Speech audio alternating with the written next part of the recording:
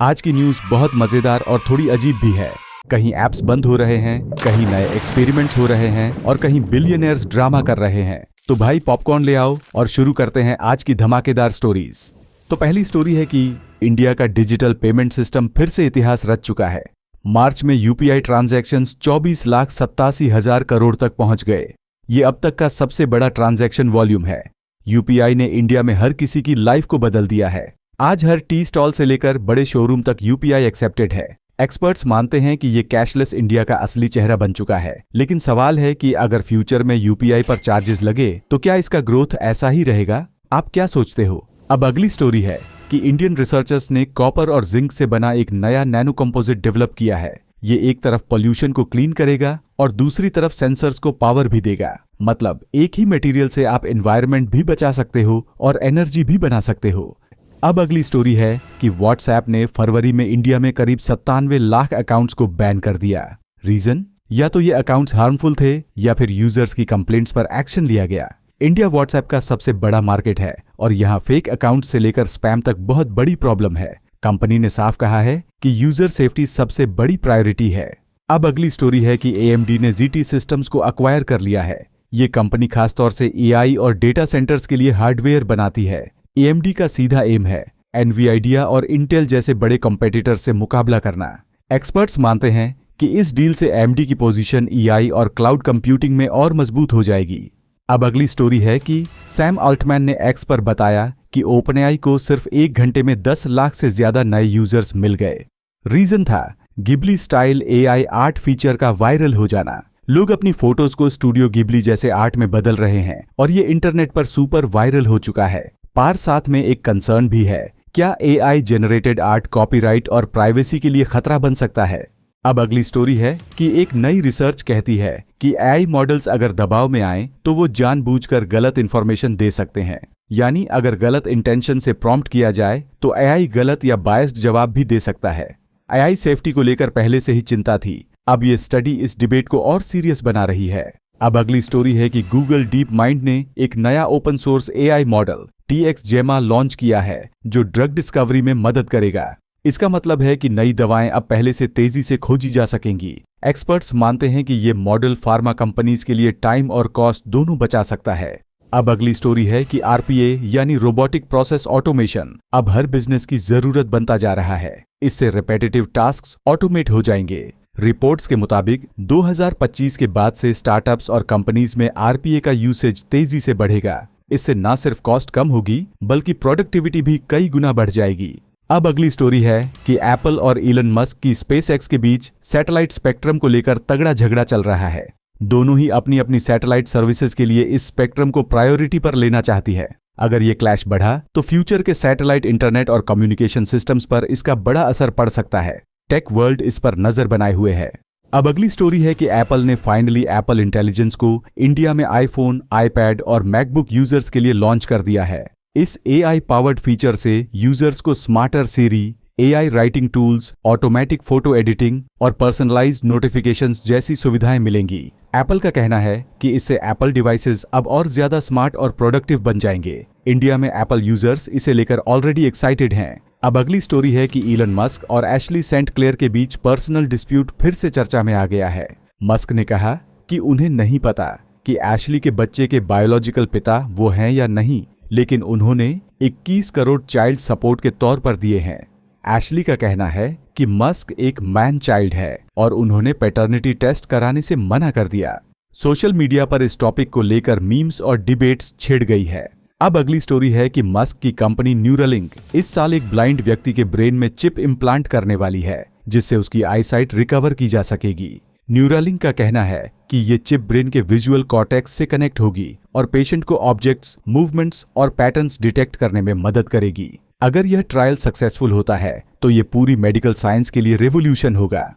अब अगली स्टोरी है कि कोवर्किंग और office space provider IndiCubi spaces को सेबी से 850 करोड़ के IPO के लिए मंजूरी मिल गई है। कंपनी इस फंड से अपने ऑफिस स्पेसेस एक्सपैंड करने और टेक इंफ्रास्ट्रक्चर को इम्प्रूव करने वाली है। ये अप्रूवल इंडिया में कमर्शियल रियल एस्टेट सेक्टर के लिए पॉजिटिव सिग्नल माना जा रहा है। अब अगली स्टोरी है कि जोमाटो ने हाल ही में AI ऑडिट के बाद 500 एम्प्लॉइज को जॉब से निकाल दिया। एक्स एम्प्लॉइज का कहना है कि उन्हें कहा गया कि स्माइल करके जाना है ताकि ब्रांड इमेज खराब ना हो।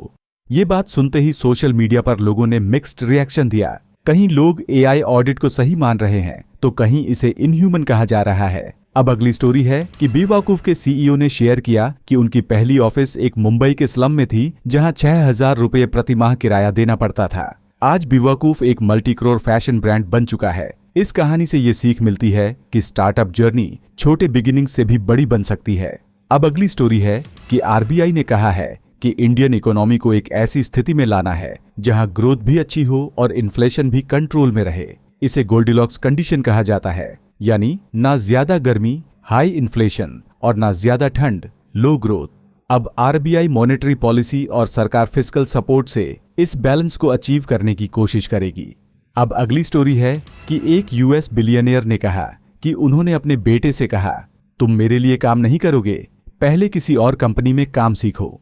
उन्होंने साफ कहा कि फैमिली बिजनेस में काम करने से पहले रियल वर्ल्ड एक्सपीरियंस होना जरूरी है। सोशल मीडिया पर लोग इस डिसीजन की काफी तारीफ कर रहे हैं। अब अगली स्टोरी है कि गोदरेज प्रॉपर्टीज ने नोएडा में 2000 करोड़ के 275 लग्जरी फ्लैट्स बेच दिए हैं। इस प्रोजेक्ट में मॉडर्न अमेनिटीज और प्रीमियम कंस्ट्रक्शन ऑफर्ड की गई थी। रियल एस्टेट एक्सपर्ट्स कह रहे हैं कि ये डील दिखाती है कि एनसीआर रीजन में लग्जरी हाउसिंग की डिमांड अभी भी बहुत स्ट्रांग है। अब अगली स्टोरी है कि एक इंडियन सीईओ की हालत तब बिगड़ गई जब उनका ब्लड प्रेशर 230 तक पहुंच गया और उन्हें आईसीयू में एडमिट करना पड़ा। उन्होंने सोशल मीडिया पर अपनी फोटो शेयर करते हुए लिखा, वर्क जरूरी है पर हेल्थ नॉन निगोशिएबल है। सीईओ ने कहा कि काम के प्रेशर में लोग हेल्थ इग्नोर कर देते हैं, लेकिन जब शरीर जवाब दे देता है तब समझ आता है। ये कहानी एक रिमाइंडर है कि हेल्थ को हल्के में नहीं लेना चाहिए। अब अगली स्टोरी है कि इंडिया गवर्नमेंट ने 2000 crore electric vehicle charging stations बनाने में इन्वेस्ट करने का फैसला किया है। इसका मकसद है ईवी एडॉप्शन को बूस्ट करना और चार्जिंग इंफ्रा को मेट्रो सिटीज से लेकर हाईवेज तक मजबूत बनाना। एक्सपर्ट्स का कहना है कि इससे ईवी यूजर्स को भरोसा मिलेगा और ईवी इकोसिस्टम को सस्टेनेबल बनाने में मदद मिलेगी। अब अगली स्टोरी है कि यूएस द्वारा लगाए जाने वाले पॉसिबल टैरिफ्स के डर से चाइना ने इंडिया से और प्रोडक्ट्स खरीदने की विलिंगनेस दिखाई है। रिपोर्ट्स के मुताबिक चाइना टेक्सटाइल, एग्रीकल्चर और फार्मा जैसे सेक्टर से इंपोर्ट्स बढ़ा सकता है। एक्सपर्ट्स का कहना है कि अगर ये ट्रेड रिलेशन मजबूत होता है तो इंडिया के एक्सपोर्ट सेक्टर को बड़ा फायदा हो सकता है। अब अगली स्टोरी है कि शाहरुख खान की वाइफ और इंटीरियर डिजाइनर गौरी खान ने मुंबई के दादर एरिया में अपना लग्जरी फ्लैट 11 करोड़ 61 लाख रुपए में बेच दिया है। रिपोर्ट्स के मुताबिक ये फ्लैट काफी प्रीमियम लोकेशन में था। रियल एस्टेट एक्सपर्ट्स इसे मुंबई के हाई वैल्यू प्रॉपर्टी मार्केट में नॉर्मल ट्रांजैक्शन मान रहे हैं। अब अगली स्टोरी है कि गोल्डमैन सैक्स ने अपने सीनियर बॉसेस को 770 करोड़ करीब $80 मिलियन का रिटेंशन बोनस दिया है, जबकि दूसरी तरफ कंपनी ने कई स्टाफ ले ऑफ्स किए थे। सोशल मीडिया पर लोग इस स्टेप की आलोचना कर रहे हैं और इसे अनफेयर बता रहे हैं। इन्वेस्टमेंट बैंकिंग इंडस्ट्री में ये टॉपिक हॉट डिबेट बन गया है। अब अगली स्टोरी है कि स्विगी को टैक्स डिपार्टमेंट ने 158 करोड़ का नोटिस भेजा है। एलिगेशन है कि कंपनी ने कुछ टैक्स कंप्लायंस रूल्स वायोलेट किए हैं। स्विगी ने साफ कहा है कि वो इस नोटिस को लीगली चैलेंज करेगी। एक्सपर्ट्स का मानना है कि फूड टेक सेक्टर पर रेगुलेटरी स्क्रूटिनी आने वाले समय में और बढ़ सकती है। अब अगली स्टोरी है कि निंटेंडो स्विच 2 ऑफिशियली कल लॉन्च होने वाला है, लेकिन फैंस और इन्वेस्टर्स दोनों ही काफी एंग्शियस हैं। रिपोर्ट्स के मुताबिक निंटेंडो नए डिवाइस में बेटर ग्राफिक्स, बैटरी और एक्सक्लूसिव गेम्स पर फोकस कर रहा है। गेमिंग कम्युनिटी को उम्मीद है कि स्विच 2 प्लेस्टेशन और एक्सबॉक्स के मुकाबले में सॉलिड बनेगा। अब अगली स्टोरी है कि माइक्रोसॉफ्ट जल्द ही विंडोज के पुराने और iconic blue screen of death यानी BSOD को रिप्लेस करने की तैयारी में है। रिपोर्ट्स के मुताबिक इसे ब्लैक या ग्रीन स्क्रीन से बदला जा सकता है। BSOD दशकों से विंडोज एरर्स का सिंबल रहा है। अब माइक्रोसॉफ्ट इसे मॉडर्न और यूजर फ्रेंडली लुक देना चाहता है। ये चेंज विंडोज यूजर्स के लिए एक बड़ा विजुअल बदलाव होगा। अब अगली स्टोरी है कि कास्टल बोर्ड ने ऑफिशियली कंफर्म कर दिया है कि कंपनी सीवियर फाइनेंशियल डिस्ट्रेस से गुजर रही है। कास्टल फैशन टेक स्पेस में एक प्रॉमिसिंग स्टार्टअप माना जाता था। अब सवाल यह है कि क्या कंपनी इससे उबर पाएगी। अब अगली स्टोरी है कि बिलियनियर इन्वेस्टर मार्क क्यूबन ने स्काईलाइट नाम के एक नए शॉर्ट वीडियो प्लेटफॉर्म में इन्वेस्ट किया है, जो ब्लू स्काई टेक्नोलॉजी पर आधारित होगा। स्काईलाइट खुद को टिकटॉक का डिसेंट्रलाइज्ड ऑल्टरनेटिव बताता है, जो ज्यादा यूजर प्राइवेसी और डेटा कंट्रोल पर फोकस करेगा। सोशल मीडिया वर्ल्ड में इसको लेकर क्यूरियोसिटी काफी बढ़ गई है। अब अगली स्टोरी है कि पोंटे लेबर एक ऐसा स्टार्टअप है जो हिस्पैनिक इमिग्रेंट्स को जॉब से कनेक्ट कर रहा है, और वो भी सीधे व्हाट्सएप के जरिए। ये प्लेटफॉर्म इमिग्रेंट्स की लैंग्वेज और नीड्स को ध्यान में रखते हुए लोकल जॉब अपॉर्चुनिटीज से उन्हें जोड़ता है। इस मॉडल को यूएस में काफी सराहा जा रहा है। अब अगली स्टोरी है कि एक यूएस बेस्ड स्टार्टअप ने टैक्स प्रिपरेशन को बोरिंग से फन बना दिया है। कंपनी ने इसे एक पोकेमॉन शोडाउन स्टाइल गेम में बदल दिया है, जहां यूजर्स गेमिंग की तरह टैक्स फाइलिंग कर सकते हैं। एक्सपर्ट्स इसे गेमिफिकेशन का बेहतरीन एग्जाम्पल मान रहे हैं, जो डल टास्क्स को एंगेजिंग बना सकता है। अब अगली स्टोरी है कि ज़ेल, जो यूएस में एक पॉपुलर पेमेंट ऐप है, अपना स्टैंडअलोन ऐप बंद करने जा रहा है। कंपनी ने कहा कि अब ज़ेल सिर्फ पार्टनर बैंकिंग ऐप्स में एम्बेडेड रहेगा, मतलब यूजर्स को अलग से ज़ेल ऐप डाउनलोड करने की जरूरत नहीं पड़ेगी। सर्विस वैसे ही कंटिन्यू रहेगी। अब अगली स्टोरी है कि टिकटॉक ने ऑफिशियली अनाउंस कर दिया है कि वो अपना इंस्टाग्राम कंप्यूटर टिकटॉक नोट्स बंद कर रहा है। कंपनी ने कहा कि ये एक्सपेरिमेंट सफल नहीं रहा।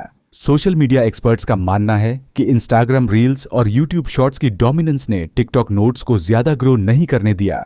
अब अगली स्टोरी है कि हुड, जो पहले एक सोशल ऐप थी, अब रीब्रांड होकर नॉट डेटिंग बन गई है। ये एक नया मैच मेकिंग प्लेटफॉर्म होगा जो रियल कनेक्शंस पर फोकस करेगा। कंपनी ने कहा कि नॉट डेटिंग एआई और बिहेवियरल डेटा से यूजर्स को बेहतर मैचेस देगा। अब अगली स्टोरी है कि न्यूरल डिफेंड एक नया स्टार्टअप है जो डीप फेक डिटेक्शन को एज सिंपल एज एपीआई बनाना चाहता है। मतलब कंपनीज और प्लेटफॉर्म्स आसानी से इस एपीआई को इंटीग्रेट कर डीप फेक वीडियोस और इमेजेस को डिटेक्ट कर सकेंगी। अब अगली स्टोरी है कि टिंडर ने एक नया एआई पावर्ड गेम लॉन्च किया है जो आपकी फ्लर्टिंग स्किल्स को जज करेगा। ये गेम यूजर्स की चैटिंग स्टाइल और कम्युनिकेशन को एनालाइज करके स्कोर देगा। टिंडर इसे एक फन फीचर बता रहा है जो यूजर्स को और एंगेज करेगा। ऐसी डेली न्यूज के लिए और खुद को हर दिन इंप्रूव करने के लिए सब्सक्राइब कर लो फिनटेक फायर को।